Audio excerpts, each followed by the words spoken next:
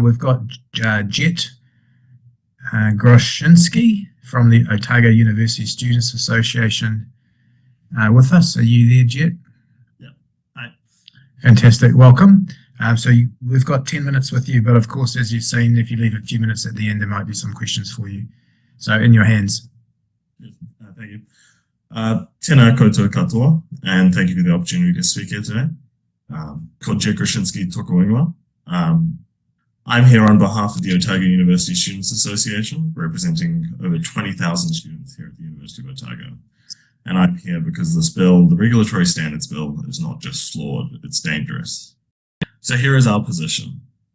Withdraw the bill entirely, and if you refuse to do that, then at the very least, embed Te Tiriti o Waitangi clearly in the framework. Recognize well-being, sustainability, and equity as core principles. Limit the Regulatory Standards Board to non-binding advice only. Protect targeted policies aimed at addressing systemic inequality, and include a 5-year sunset clause with a full independent review. Thank you, and we'll go over to Mark Cameron. Jet, thank you, Mr. Chair. Very grateful to Mr. Chair for that. Jet, very quickly, Yep. You mentioned silenced voices, and you are a voice of the youth, so well done, good on you. You've also mentioned property rights versus the sort of collective goods. Your property rights just incidentally starts with your body, so that's the sort of an act determination. I'll just make an observation. You know, your very vessel is your property. But Jed, I just want to talk about the $80 to $140 billion we now spend to keep the country alive. We used to spend 80, now we spend 140 billion in 6 years.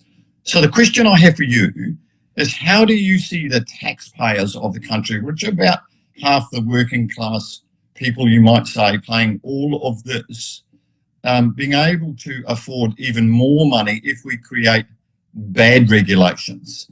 And how do you see that, bad regulations, if we have them in fact, affording young people, which will soon be taxpayers, buying their first home?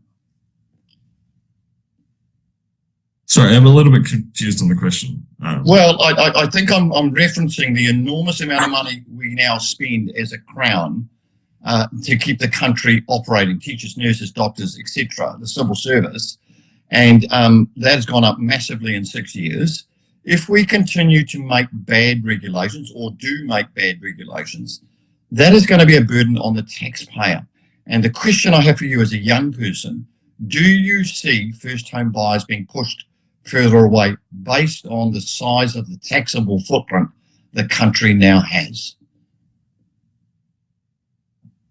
To be completely honest, I'm not entirely sure specifically to do with that. Do you see a taxable burden, though, associated with bad regulations?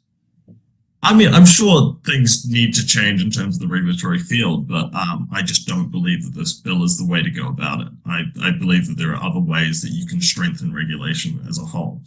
Okay. Thank you, Jet. Thank you, Mr. Chair. Yeah, we'll leave it there. Thank you, Jet, for your submission, and on behalf of the Otago University Students Association, wish you well.